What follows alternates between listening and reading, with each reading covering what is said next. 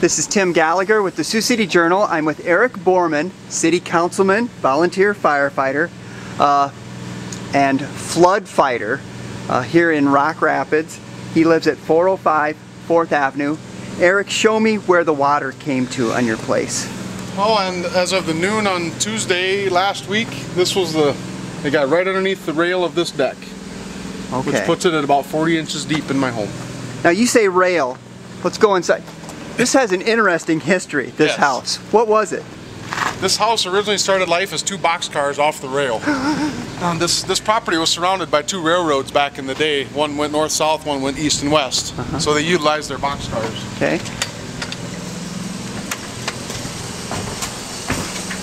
And boxcars were? One boxcar stood here. This was about to this point.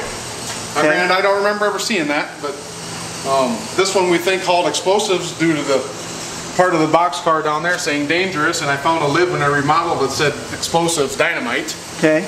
And the other boxcar went from here to there. So this section was all part of a boxcar, and it's been added on many times after that.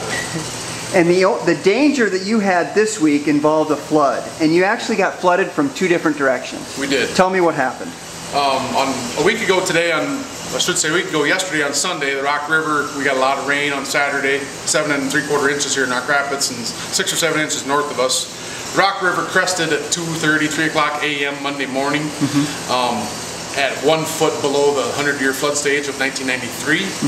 So we were safe through that. The water had receded about 3 feet by 2 in the afternoon when we were called off for weather spotting for tornadoes east of Rock Rapids or west Rock Rapids.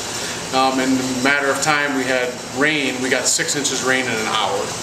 So at that point there's a creek right directly north of my property called Moon Creek, which goes about 2 miles west of town. That creek swelled out of its banks and ran crazily through town, got North 2nd Avenue, all the homes and businesses along there, and at that point ran higher than we've ever seen it run and started cresting the banks of the levee and the old railroad tracks and came from the south to the north. And the Rock River is north of us. Yeah. So we got flooded out, water coming from the south. We got in hurry up mode, called all the friends we could call, trailers and pickups, started loading out of here, and we had about a half an hour and the water was coming in the front door. But you got everything out? We got almost everything. Yeah. We got a lot of things. You know, there was some furniture got left behind, some appliances. We got our clothes, our prized personal belongings, all the stuff out of my office, my computer, my files for my business.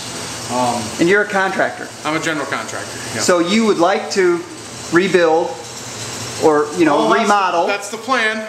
Hopefully remodel it again. Waiting and seeing. We're waiting on. We had national flood insurance.